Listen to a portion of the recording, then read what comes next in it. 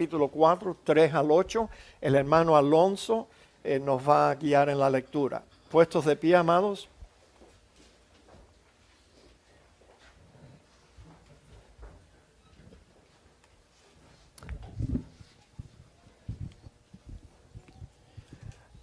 Primera de Tesalonicenses capítulo 4, comenzando en el verso 3. Pues la voluntad de Dios es vuestra santificación, que os apartéis de fornicación.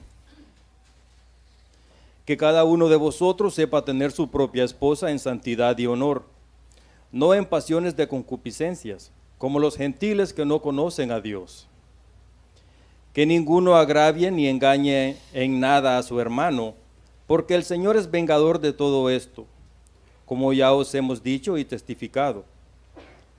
Pues no nos ha llamado Dios a inmundicia, sino a santificación.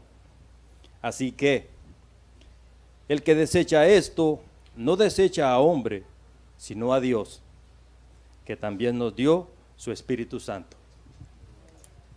Amén, gloria a Dios. Oremos, hermanos. Padre, gracias te damos por esta mañana y queremos dirigirnos a ti pidiéndote, oh Dios, tu ayuda para que podamos atender a tu palabra y lo que tú enseñas sobre este tema tan importante. Y también queremos interceder en oración por Juan, el esposo de Olga, Señor, para que él pueda recuperarse pronto de su cirugía y de ese accidente terrible que él tuvo. Oramos también por Wilfredo Montalbán, Señor, pidiéndote que él pueda recibir buenas noticias acerca de su cáncer esta semana. Lo mismo pedimos por Josefina Martín, nuestra hermana. Cuida de ella, Señor, y permite que ella también reciba buenas noticias. Por nuestra hermana Julia, la recordamos hoy, porque yo sé que ella quisiera estar con nosotros en este día, pero Señor, tú sabes la condición de nuestra hermana, sus años y todos los problemas de salud que ella ha tenido. Te pedimos, oh Dios, que nos ayudes como iglesia para armar un ejército que pueda visitar a nuestra hermana, alentarla y hacerle saber que nosotros no la olvidamos. Y te pedimos que tú ayudes con los tratamientos que se le están aplicando para que ella pueda recuperarse, Señor.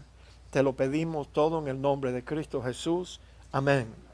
Amén. Tomen asiento, amados hermanos, y mientras que ustedes se van acomodando, la hermana secretaria de Finanzas, Liliana Jaramillo de Cucuyame, me dijo que este año ha entrado en la ofrenda de Jesús de Navidad $3,168, 69 dólares, $3,169. Entonces, damos gracias a Dios por la participación de todas las iglesias. Este año creo que la ofrenda de Jesús de Navidad bajó un poquito. El año pasado, yo les voy a dar ese informe la próxima semana, creo que entró más de 4,000 y piquito. Entonces, damos gracias a Dios, mis amados. Este dinero es designado para hacer mejorías aquí en el santuario, en la iglesia. Bueno, mis amados hermanos, la semana pasada vimos que la sociedad en la cual nosotros vivimos, la sociedad contemporánea aquí en América, realmente está muy mala, muy mala. Pero ¿sabe qué? Está muy peor en otras partes del mundo. Hay otras naciones que están peor, son más liberales en sus conceptos sociales, y te digo que la cosa está mala. Parece que se está poniendo cada vez peor, y las normas de Dios para la sexualidad humana están puestas a un lado. La gente no le está haciendo caso a Dios, y bueno, esto es algo terrible, porque cuando no le hacemos caso a nuestro Creador, sufrimos las consecuencias. La semana pasada también vimos que la cultura greco-romana en la cual Pablo estaba ministrando en el tiempo que él escribió esta epístola, esa cultura, aunque usted no lo crea, está estaba peor que la cultura en la cual nosotros nos ha tocado vivir. Vimos la semana pasada también que la iglesia cristiana, en vez de impactar al mundo con los preceptos de Dios, la iglesia se ha dejado impactar por el mundo, pero demasiado, y especialmente en este concepto de la sexualidad humana.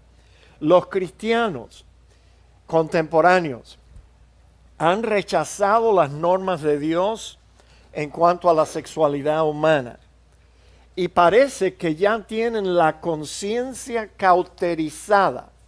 O sea, ya Dios se cansó de lidiar con ellos, disciplinarlos y castigarlos, y ellos continúan viviendo una vida que para Dios, yo creo que Él diría que es una vida inmoral. Ahora, es interesante en el Nuevo Testamento cuando estudiamos el término gentiles. Ese término en el Nuevo Testamento realmente es sinónimo de un incrédulo. Un gentil era una persona que no tenía ningún conocimiento del Dios verdadero y no tenían concepto alguno de las leyes morales de Dios, porque Dios se la había revelado solo a los judíos. Un gentil era una persona que no era judía y por lo tanto no tenían ni siquiera los 10 mandamientos, no tenían concepto de la moralidad de Dios. Los gentiles eran paganos, esto lo vimos la semana pasada. Ellos adoraban a ídolos muertos y se acostaban con prostitutas, eso era normal y aceptado en la sociedad. Tenían orgías en el templo, se acostaban con menores, hasta con sus propios hijos e hijos. Sacrificaban a sus pequeños en los altares a esos dioses muertos. Y a veces sacrificaban quemando a sus hijos pequeños. ¿Se pueden imaginar ustedes eso? Que una pareja tenga a varios hijos, 4 o 5, vamos a decir, pero que ellos sacrifiquen un par de ellos en holocausto, quemando a sus hijos vivos para así agradar a esos dioses paganos. No obstante, cuando los judíos veían cómo esos gentiles vivían, ellos le llamaban a ellos perros. Y yo creo que es una designación, yo creo que bastante buena, porque esa gente vivía, se comportaban como perros. La iglesia cristiana contemporánea ha rechazado las enseñanzas de Jesús. Y es por eso que la única diferencia entre una persona que profesa ser cristiana y un incrédulo es que los cristianos van a la iglesia de vez en cuando los domingos. Esa es la única diferencia que hay entre un cristiano y un pagano, un gentil. Ahora, en Efesios el apóstol Pablo escribió: esto pues digo y requiero en el Señor, que ya no andéis como los otros gentiles, como los otros incrédulos. Señores, si somos cristianos, tenemos que comportarnos como lo que somos. Y ya no seguir comportándonos como personas incrédulas que no conocen a Dios, que andan en la vanidad de su mente, teniendo el entendimiento entenebrecidos, ajenos de la vida de Dios por la ignorancia que en ellos hay, por la dureza de su corazón, los cuales después que perdieron toda sensibilidad se entregaron a la lascivia para cometer con avidez toda clase de impureza. Mas vosotros no habéis aprendido así a Cristo. No, Él no se comportó de esa forma. Si en verdad le habéis oído, Pablo siempre tenía que tirar eso al aire, porque hay personas que profesan ser cristianos cuando realmente no lo son. Si en verdad le habéis oído, habéis sido por Él enseñado conforme a la verdad que está en Jesús. Tenemos que parar de comportarnos como antes nos comportábamos cuando éramos incrédulos. Los cristianos hoy en día están viviendo como los demás gentiles. Muchos, en cuanto a la actividad sexual, viven como animales, por no llamarle perros, igual que le llamaban los judíos a los gentiles. Viven como animales, pero el juicio de Dios no se tardará. Y el bien merecido castigo contra la iglesia cristiana moderna viene pronto. Fíjese aquí lo que dijo Pedro. Porque es tiempo de que el juicio comience por la casa de Dios. Fíjese, por los hijos. Él va a juzgar primero a sus hijos. Y si primero comienza por nosotros, ¿cuál será el fin de aquellos que no obedecen al Evangelio de Dios? Sí, el juicio para ellos va a ser peor. Pero señores, Dios tiene que juzgar a los suyos primeros. Ahora, ¿qué tipo de conducta exige Dios de un cristiano? Aquí está, blanco y negro, más claro no pudiera estar. Pues la voluntad de Dios es vuestra santificación, que os apartéis de fornicación. La voluntad de Dios en cuanto al comportamiento sexual está aquí, mis amados. Vuelvo y repito, en blanco y negro. Que los creyentes se aparten de fornicación. Esa es la voluntad de Dios. Dios quiere que los creyentes se separen de todo lo malo, todo lo impuro, de toda inmundicia y lascivia. Quiere que nos apartemos de todo eso. En Primera de Corintios capítulo 6, versículo 9, dice así: ¿no sabéis que los injustos no heredarán el reino de Dios? No erréis, ni los fornicarios, ni los idólatras, ni los adúlteros, ni los afeminados, ni los que se echan con varones, ni los ladrones, ni los avaros, ni los borrachos, ni los maldicientes, ni los estafadores heredarán el reino de Dios. Pero siga leyendo.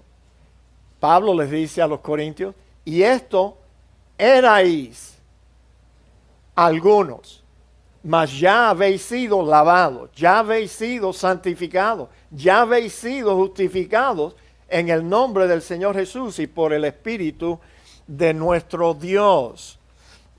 Mis hermanos, cuando miramos este pasaje así solo, alejado de su contexto, parece decir que cualquier cristiano genuino que comete uno de estos pecados mencionados en esta lista, pierde la salvación y no va a heredar el reino de Dios. Bueno, por lo menos yo sé que así nuestros hermanos pentecostales y nuestros hermanos carismáticos interpretan ese pasaje así. Pero mis amados, fíjense, existe una regla de interpretación que debemos de usar siempre cuando queremos interpretar bien lo que nuestro Dios nos está diciendo. Y la regla incluye estas tres acciones. Primero tenemos que estudiar el texto gramaticalmente para entender bien lo que el texto dice. Pero después tenemos que ver ese versículo o ese pasaje dentro de su contexto. Y luego, cuando nos es posible, debemos comparar con otros contextos. Y así pues podemos estar claros en cuanto a lo que Dios nos estaba diciendo.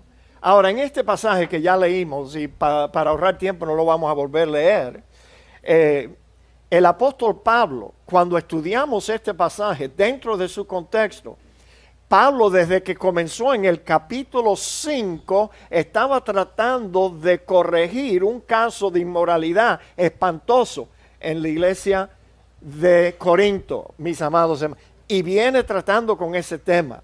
Y lo que Pablo quería hacer es que él no estaba hablando de lo que un cristiano hace o tiene que hacer para perder la salvación, sino que la intención del autor era que los corintios se comportaran diferente a lo que ellos eran antes. Es por eso que Él les dice, estas cosas erais algunos de ustedes, pero ya no, porque ustedes han sido lavados, santificados, justificados en el nombre. Así que tiene que haber un cambio.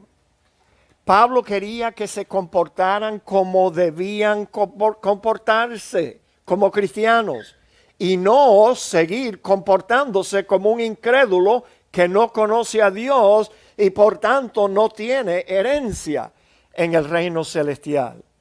Cuando examinamos un texto dentro de su contexto y luego comparamos con otros contextos, llegamos a la correcta interpretación y evitamos terminar con un pretexto, que eso es lo que nuestros hermanos pentecostales y carismáticos hacen.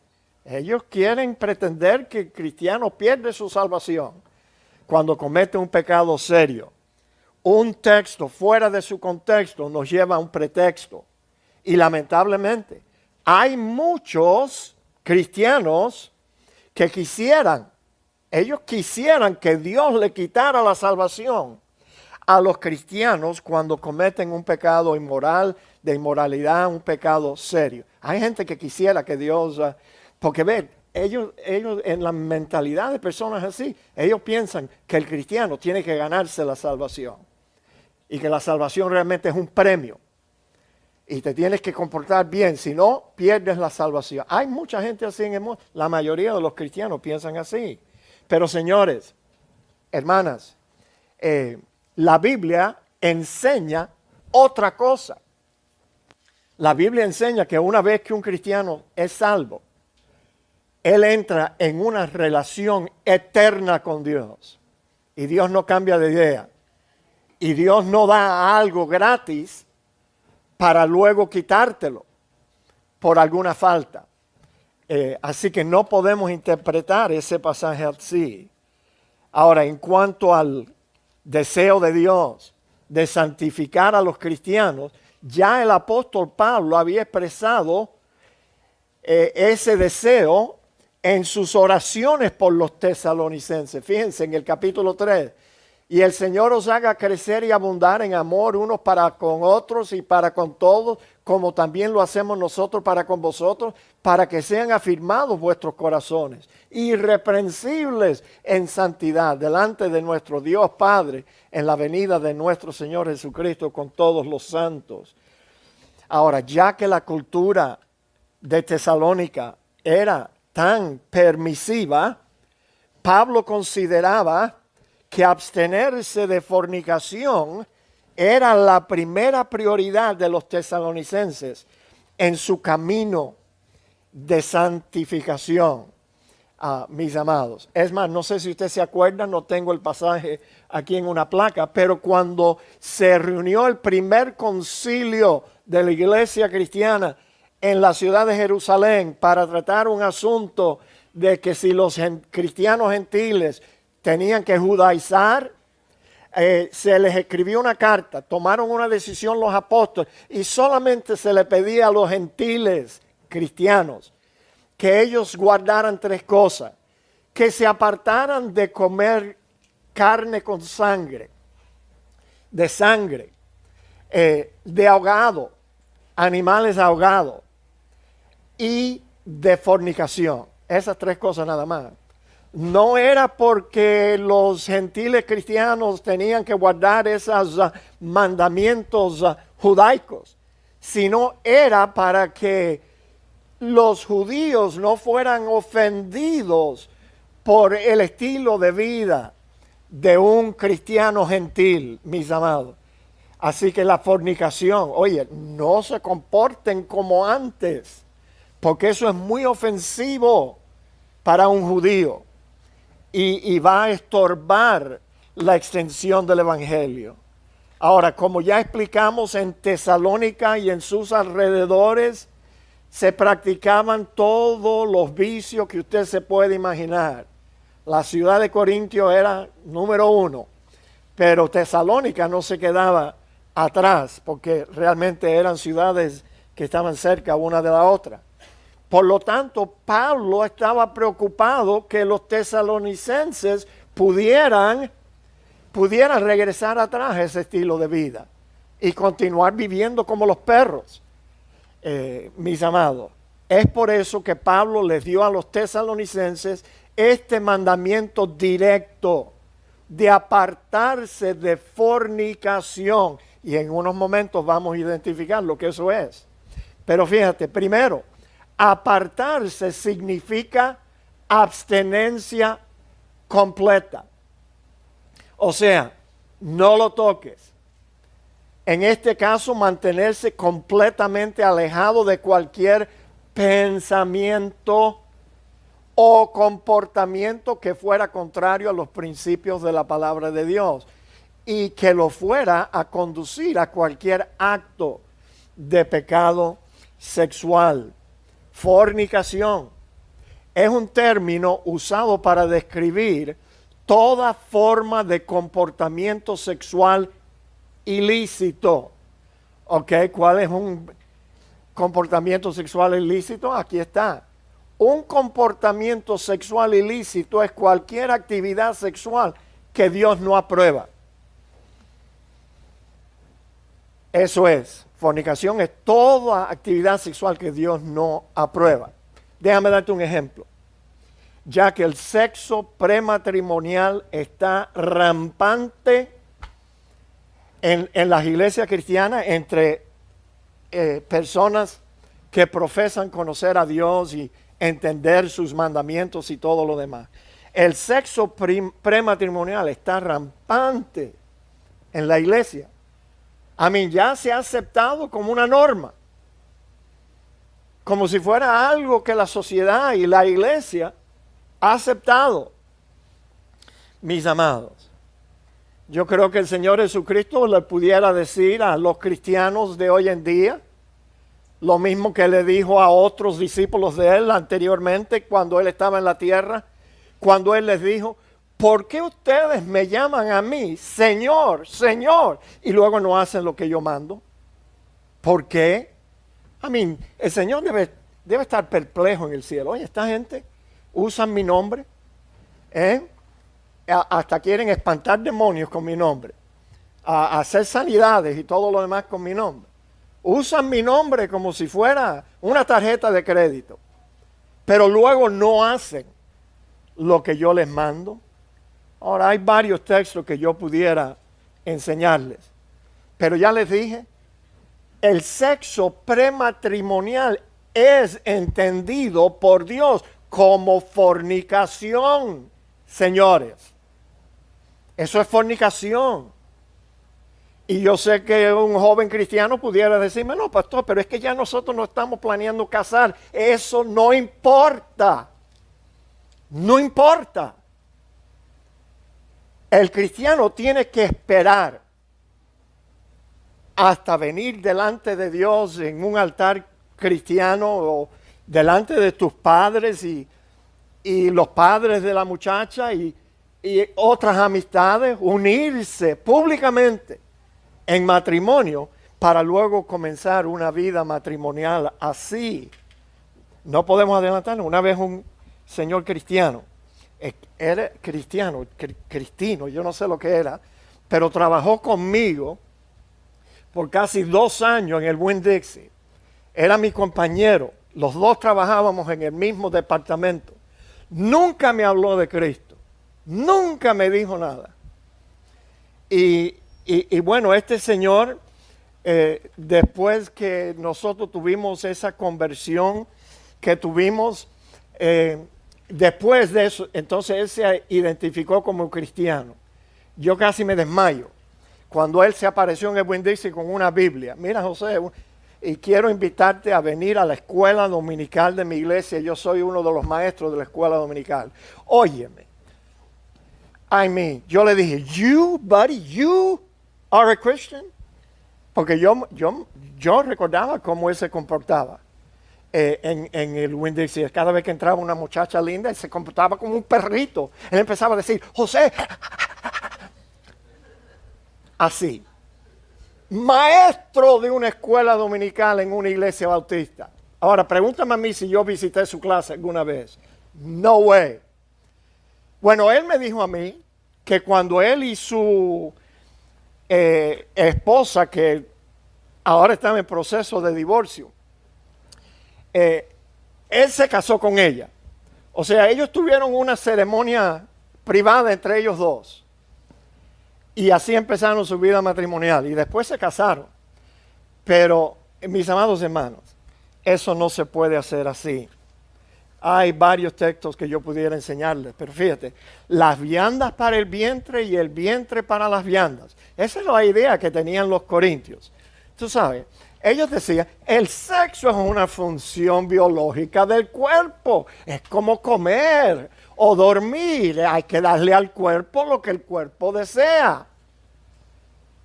Pero Pablo añade, pero tanto al uno como los otros destruirá Dios. Pero el cuerpo, escuchen esto, Pablo, inspirado por el Espíritu Santo de Dios, aquí está hablando por Dios, diciendo, pero el cuerpo no fue creado para fornicación, sino para el Señor, y el Señor para el cuerpo. Y Dios que levantó al Señor también, a nosotros nos levantará con su poder. ¿No sabéis, dice Pablo, acaso ustedes no se han dado cuenta que vuestros cuerpos son miembros de Cristo? Nuestro cuerpo es el templo del Espíritu Santo. Y Pablo pregunta, ¿quitaré pues los miembros de Cristo y los haré miembros de una ramera? De ningún modo. ¿O no sabéis, de nuevo, que el que se une con una ramera es un cuerpo con ella? Porque dice, los dos serán una sola carne. O sea, mis amados hermanos, la unión física de un hombre y una mujer los une a los dos en una sola carne. Cristo está en nosotros. Si nosotros participamos de fornicación, lo que estamos haciendo es que estamos obligando a Cristo que está en nosotros a participar de ese acto sexual. Y Pablo dice que eso es inconcebible que ustedes piensen. Pero el que se une al Señor, un espíritu es con Él.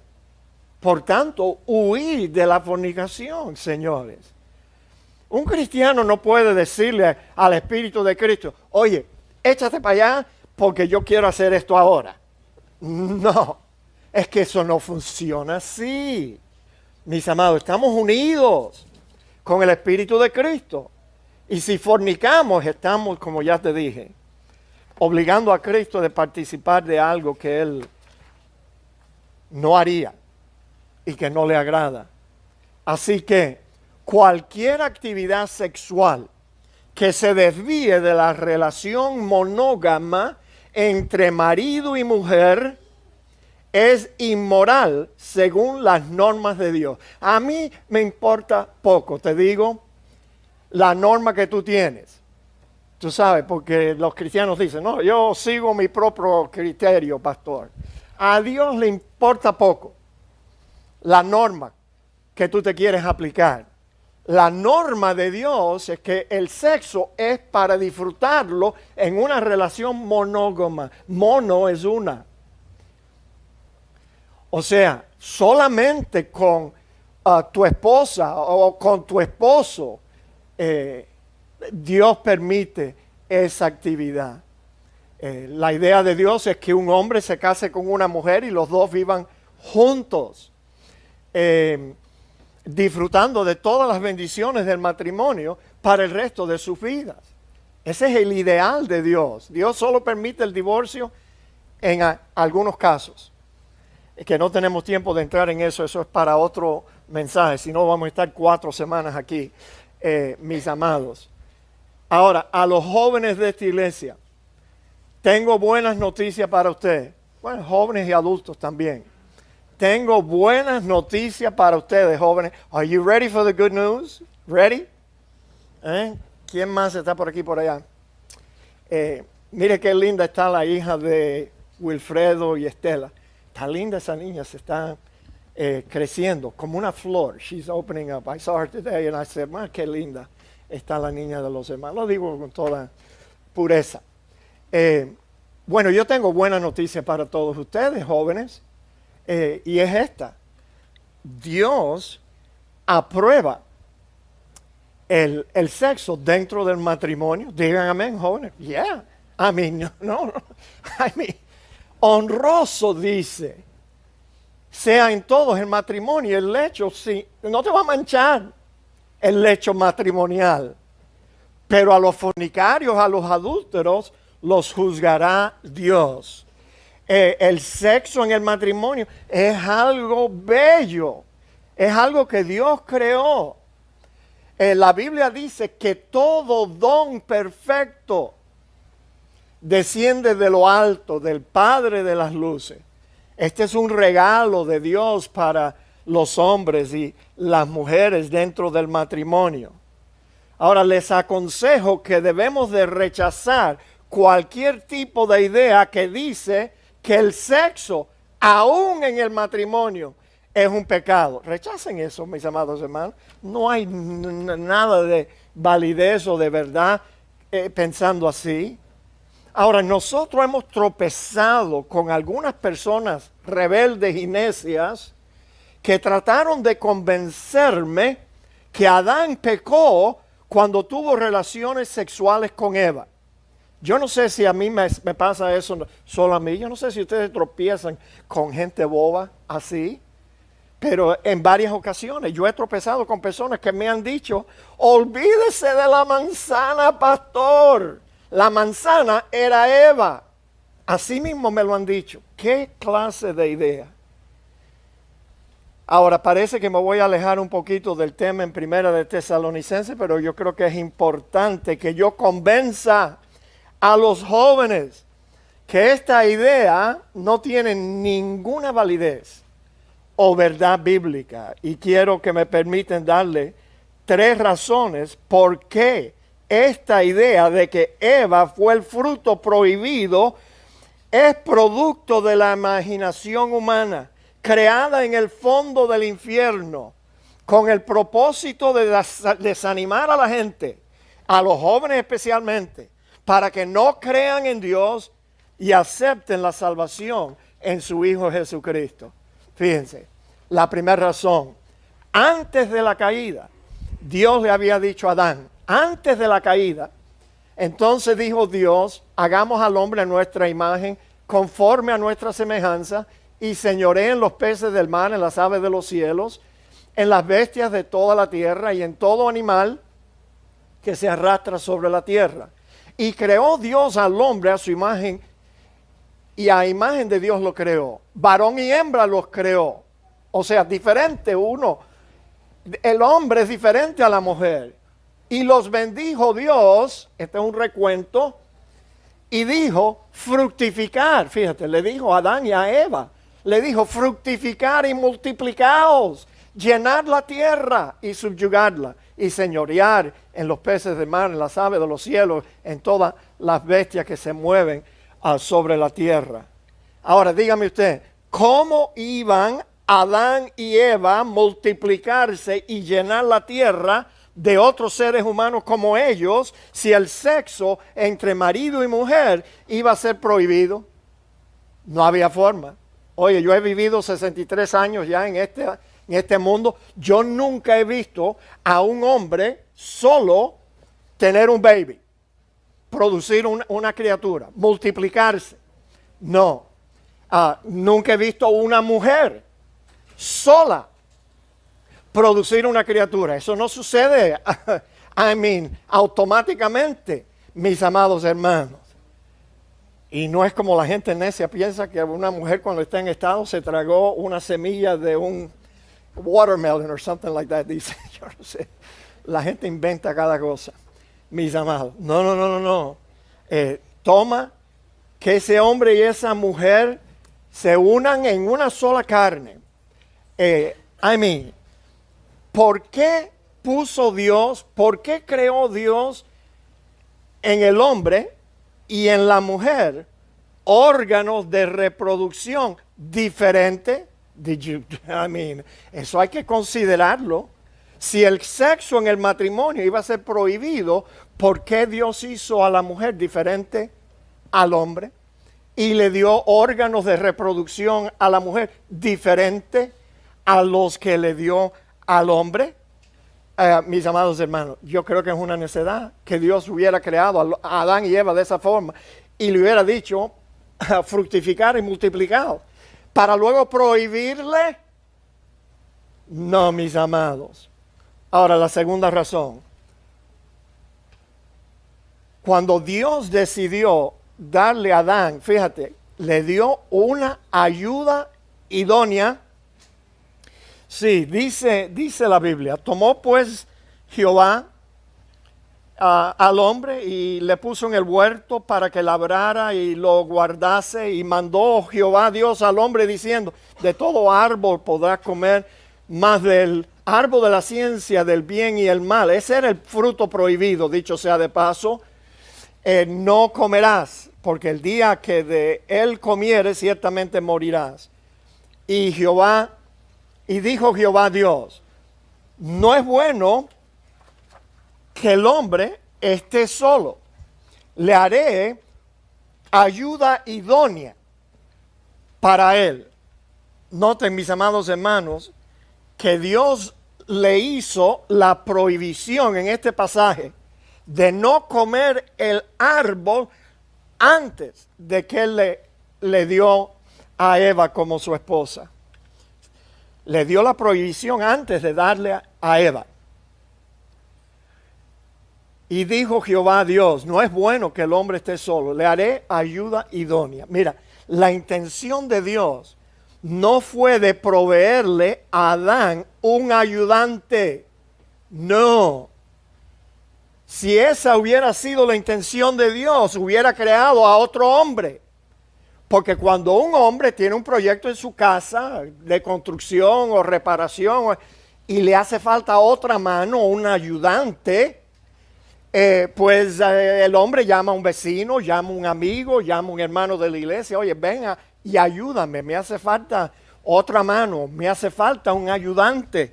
Pero la intención de Dios no fue darle a Adán un ayudante, sino que le entregó más que un ayudante. Le entregó una ayuda idónea, mis amados hermanos. Entonces dice que Jehová Dios hizo caer sueño profundo sobre Adán, y mientras éste dormía, tomó una de sus costillas, cerró la carne en su lugar. Y de la costilla que Jehová Dios tomó del hombre, hizo una mujer y la trajo al hombre. Y dijo entonces Adán, vamos a suponer que esto fue lo primero que Adán dijo, esto es ahora hueso de mis huesos y carne de mi carne. Pero yo me imagino que Adán no estaba pensando en sus huesos en ese momento, señores. Él estaba pensando en la carne que Dios le había presentado delante de él. Una mujer diferente. Mira, ese hombre debió de haber estado, tú sabes, wow, qué cosa más grande. Porque Adán había visto los animalitos, tú sabes, que Dios había creado y puesto sobre la tierra. Cada uno tenía su propia pareja y bueno, se juntaban los animalitos. Y él estaba ahí viendo todo eso. Y luego veía que se multiplicaban, fructificaban y dijo, bueno, Dios me dijo a mí que yo hiciera lo mismo, pero ¿cómo? Si no tengo una ayuda idónea, no existe una mujer. Bueno, mis amados hermanos, entonces Adán vio a Eva y yo creo que él dijo, wow, qué linda. Yo creo que esa fue su primera expresión, o quizás la segunda. Pero tú sabes, Adán dijo, esto es hueso de mi carne. Gozosamente ese hombre entregó su costilla. Gozosamente.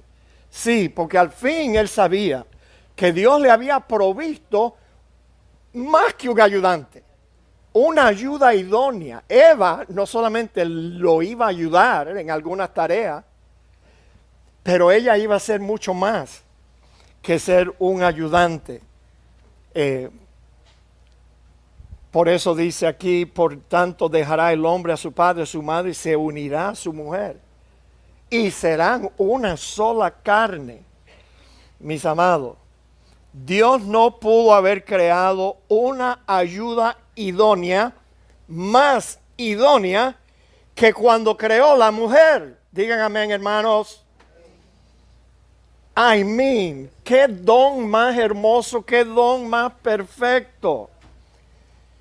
Ahora, jóvenes, ustedes que están en la escuela todavía y tienen libros de ciencia que ustedes pudieran comparar la anatomía del hombre con la anatomía de la mujer, ellos de todas formas tienen que estudiar esto en la clase de ciencia. Los jóvenes estudian biología, anatomía y todas esas cosas. Compara para que tú veas que te tienes que dar cuenta. Tú sabes, qué cosa más perfecta para que la pareja de un hombre y una mujer llegue a ser una sola carne. Tú sabes, la forma que Dios nos creó. Es perfecta la unión física de un esposo con su esposa. Digan amén. Oye, qué don más hermoso, más perfecto. Ahora noten la tercera razón. Podemos comparar con otros contextos que nos dicen, mis amados, que el sexo nunca iba a ser prohibido. No, limitado, sí, dentro del matrimonio solamente, pero no prohibido. Eva no era el fruto prohibido. Honroso sea en todos el matrimonio. Ahí te está diciendo Dios directamente que para Dios el matrimonio es algo bello, es algo lindo. Él sabía que el hombre y la mujer iban a llegar a ser una sola carne. Pero noten que dice los fornicarios y a los adúlteros, Dios los va a juzgar, los va a castigar. Otro contexto, aquí en 1 Corintios 7 del 1 al 9, en cuanto a las cosas de que me escribiste, bueno le sería el hombre no tocar mujer. El apóstol Pablo había decidido que él no se iba a casar después que él se convirtió. Creo que no había sido un hombre casado anterior. Pero él decidió que él no iba a enredarse, hablando en forma práctica, enredarse en matrimonio, porque él quería todo su tiempo para dedicarlo al ministerio de su apostolado que Dios le había dado. Y entonces él aquí está expresando su opinión. Yo quisiera, tú sabes que yo le aconsejaría al hombre no tocar mujer, pero a causa de las fornicaciones, cada uno tenga su propia mujer y cada una tenga su propio marido. Ahí está, directo. El marido, dice, cumpla con la mujer el deber conyugal. Asimismo, la mujer con el marido. La mujer no tiene potestad sobre su propio cuerpo, sino el marido. Ni tampoco tiene el marido potestad sobre su cuerpo, sino la mujer.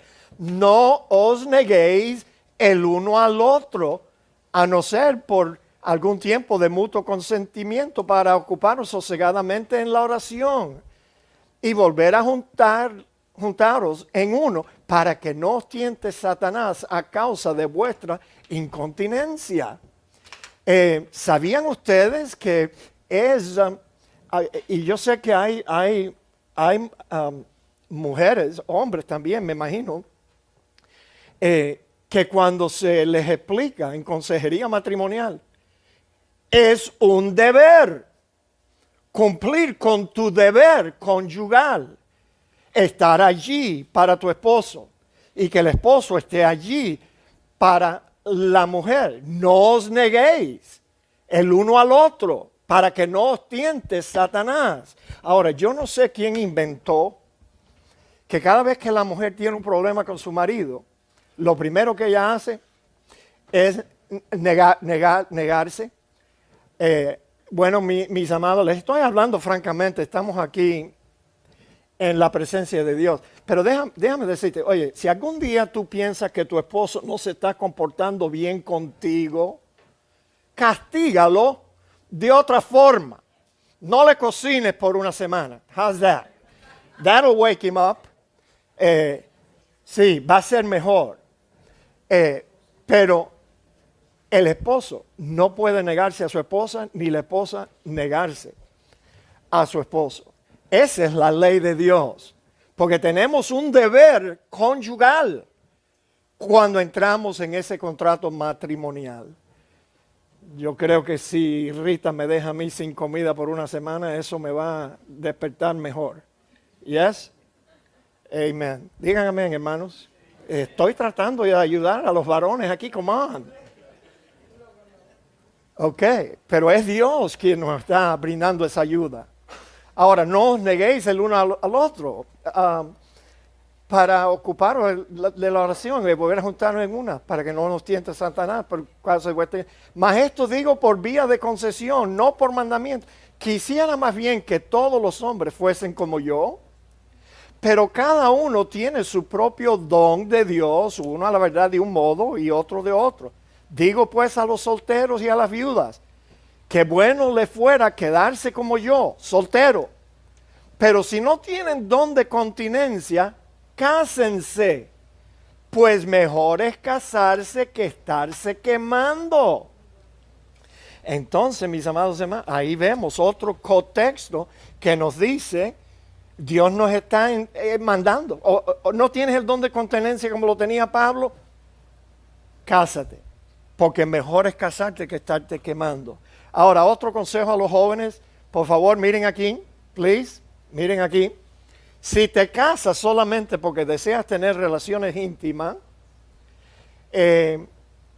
lo más probable es que te vas a casar antes de tiempo. Eso es un error. Casarte demasiado joven, demasiado temprano. Tú sabes, las jovencitas maduran más rápido que los jóvenes varones.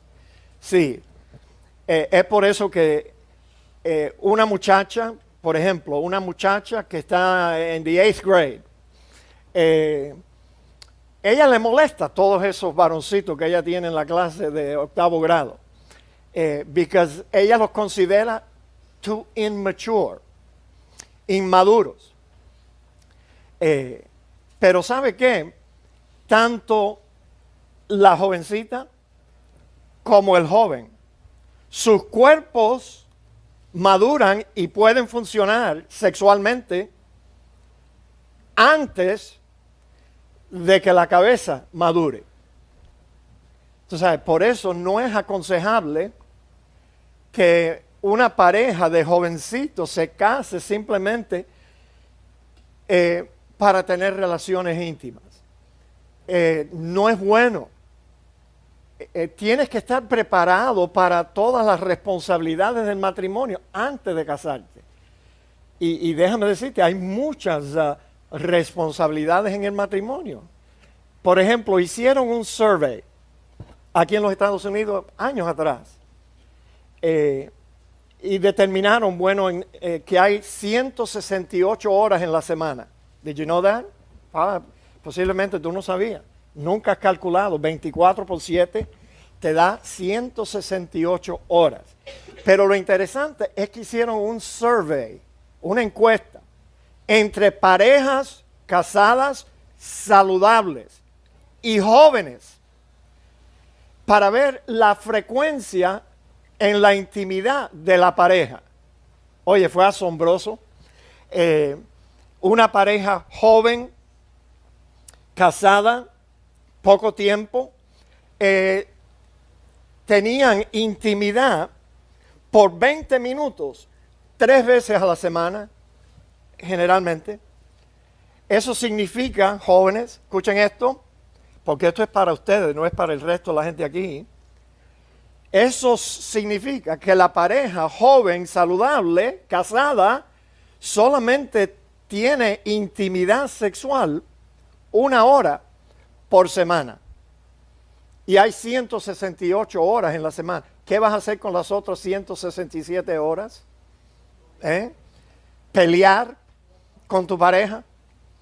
¿Qué vas a hacer? Hay que prepararse, mis amados hermanos, para el matrimonio, para estar bien casado. Si te casas solamente porque estás desesperado para tener intimidad, es muy posible que te vas a casar con la persona equivocada. Uy, qué malo es eso. Uy, qué malo es eso. Casarte con la persona equivocada. A las muchachas yo les digo a ustedes, mira, y a los hombres esto aplica igualmente. Pero una joven cuando tiene 18 años ella piensa que a ella le gusta un tipo de hombre así, a los 18 años. El problema, María, el problema, ¿quién más está aquí? Bueno, la niña todavía está tiernecita. Lauren, Rachel, ¿quién más tenemos aquí? Lori, Laura. Bueno, ya ellas están madurando, Samantha. El problema es, si tú te casas a los 18 años, cuando tú llegas a los 25, vas a mirar ese mismo joven con quien tú te casaste cuando tenías 18 años. Y tú vas a decir, oye, yo no sé cómo a mí no me gusta ese tipo. Ya no me gusta. Pero ella estaba motivada a los 18 años con ese joven.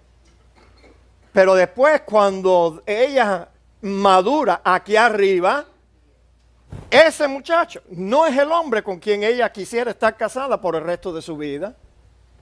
Digan amén ustedes que metieron la pata así. Digan amén.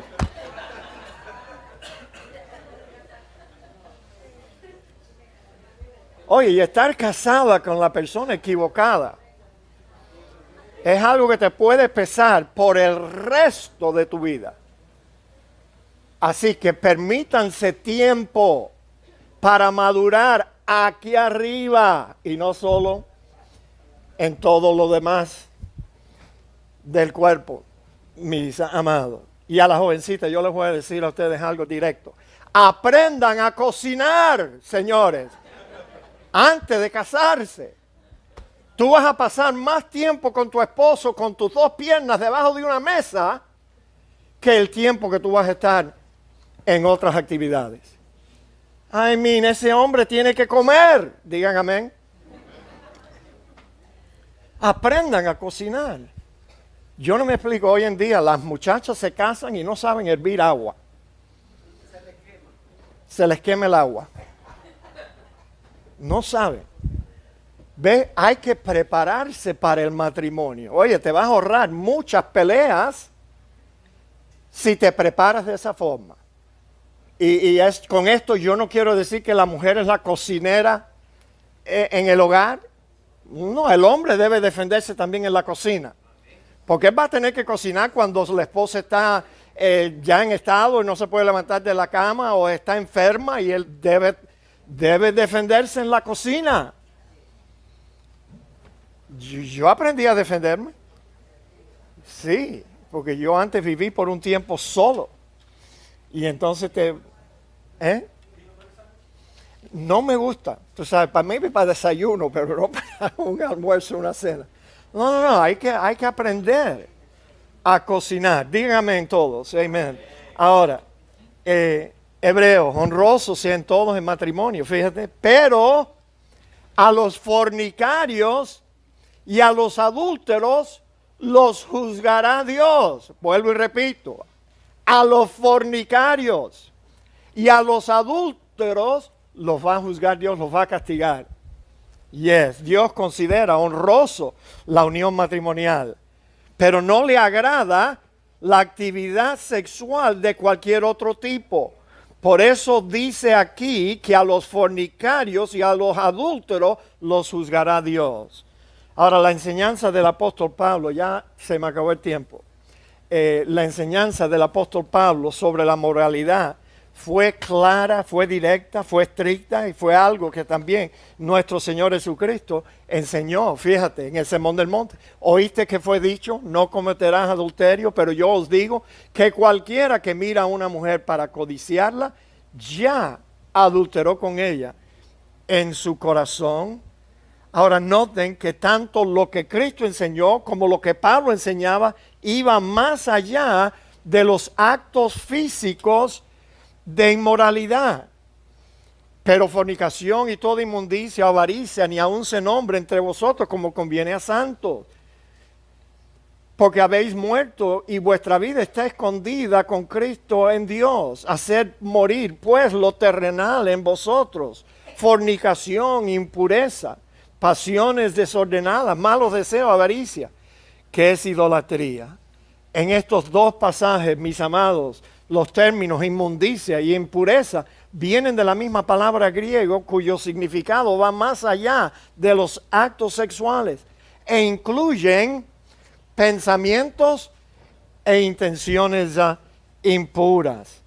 La abstenencia total de pecado sexual es un deber de la más alta prioridad e importancia para todos los creyentes. Porque sabéis esto, que ningún fornicario, etcétera, etcétera, ya hemos visto esto. Ustedes conocen aquí, sí, las obras de la carne, adulterio, fornicación, inmundicia, lascivia, orgías y cosas semejantes a estas, acerca de las cuales os amonesto, como ya los he dicho, que los que practican tales cosas no heredarán el reino de Dios. Las Escrituras dejan bien claro que las personas que habitualmente se involucran en inmoralidad, en lo que Dios considera inmoralidad sexual, demuestran con ello que no son cristianas. Fácil. Sí. ¿No sabéis que los injustos no van a heredar el reino de Dios? No erréis, ni los fornicarios, etcétera, etcétera, etcétera, no van a heredar. O sea, este comportamiento habitual es el comportamiento de un incrédulo, pero no de una persona nacida de nuevo que tiene el Espíritu de Cristo en su vida. No. Un cristiano no puede vivir así habitualmente, no. Pero el apóstol Pablo sabía, que, y lo dijo en 1 Corintios, que el creyente tiene la capacidad de cometer pecados sexuales. Y esto lo expresa aquí. ¿No sabéis que vuestros cuerpos son miembros de Cristo? Quitaré pues los miembros de Cristo, los haré miembros de una ramera, de ningún modo. ¿O no sabéis que los que se unen a una ramera, un cuerpo es con ella? Porque dice, los dos serán una sola carne.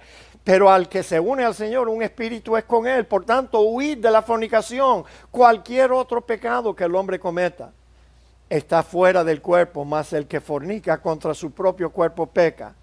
¿O ignoráis que vuestro cuerpo es el templo del Espíritu Santo, el cual está en vosotros, el cual tenéis de Dios, y que no sois vuestro, porque habéis sido comprados por precio? Glorificad pues a Dios en vuestro cuerpo y en vuestro espíritu, los cuales son de Dios. El hecho de que Pablo le hubiera escrito eso a una iglesia cristiana es porque él sabía que todavía tenemos la capacidad de caer en pecados sexuales por descuido o por sinvergüenzura o por lo que sea.